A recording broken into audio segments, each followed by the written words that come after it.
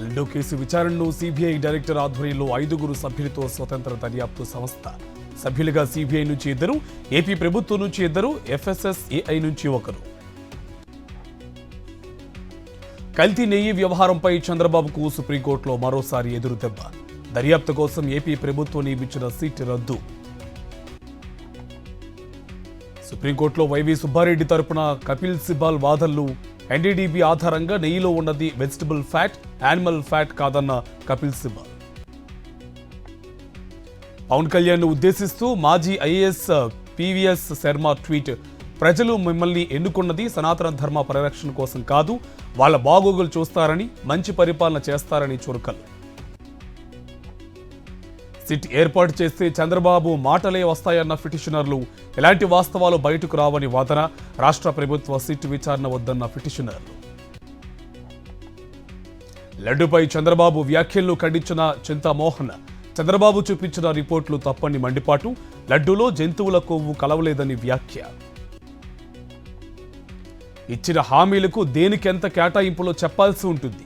అందుకే బడ్జెట్ ప్రవేశపెట్టకుండా చంద్రబాబు కాలయాపన చేస్తున్నారన్న వైఎస్ జగన్. కొత్త పీఠాధిపతి పవనానంద స్వామి తిరుపతి వేంచేశారు.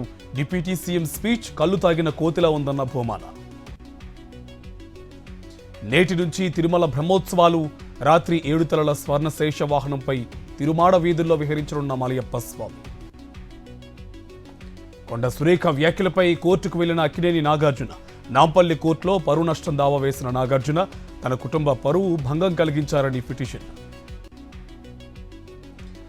పోలవరంను సందర్శించిన project authority CEO Atul Jain. సీఈఓగా బాధ్యతలు చేపట్టాక తొలి సందర్శన, పనుల పరిశీలన. శ్రీశైలం జలాశయానికి కొనసాగుతున్న వరద ప్రవాహం. Inflow 1,11,338, outflow 36,163 క్యూసెక్లు. ఎడమగట్టు జల విద్యుత్ కేంద్రంలో కొనసాగుతున్న విద్యుత్ ఉత్పత్తి. తెలంగాణ పబ్లిక్ సర్వీస్ కమిషన్ ముందు పోస్టర్ల కలకలం. కమిషన్ కార్యాలయం గోడలు, గేట్లకు వెలిసిన గ్రూప్ 1 పోస్టర్లు. 150 ప్రశ్నలు తయారు చేయలేని టీజీ ఎస్పీఎస్సీ ఎందుకంటూ పోస్టర్లు. జనగామ ఏబీవీ కాలేజ్ హాస్టల్లో ఫుడ్ పాయిజన్. 15 మంది ఇంటర్ విద్యార్థులకు అస్వస్థత. ఆర్ఎంపీతో రహస్యంగా హాస్టల్లో చికిత్స. హైడ్రా కూల్చివేతలపై నేడు హైకోర్టులో విచారణ. హైడ్రా కూల్చివేతలు తక్షణమే ఆపేయాలని పిల్ వేసిన కేఏ పాల్. హైడ్రాకు చట్టబద్ధత కల్పించాకే యాక్షన్ మొదలుపెట్టాలని విజ్ఞప్తి. విశాఖలో ఆరోగ్యశ్రీ పేరుతో మోసం, డబ్బు కాజేస్తున్న సైబర్ ముఠా అరెస్ట్. ఢిల్లీ, మధ్యప్రదేశ్ కేంద్రంగా సైబర్ మోసాలు.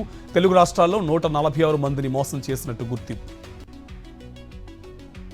నంద్యాల జిల్లా నందికొట్కూరులోని నీలి షికారీపేటలో దాడులు. అక్రమంగా నిల్వ ఉంచిన 1500 లీటర్ల నాటు సారా ఊట సీజ్. మంతని మహాలక్ష్మి దేవాలయంలో శ్రీధర్బాబు ప్రత్యేక పూజలు. శరన్నవరాత్రి సందర్భంగా అమ్మవారిని దర్శించుకున్న మంత్రి.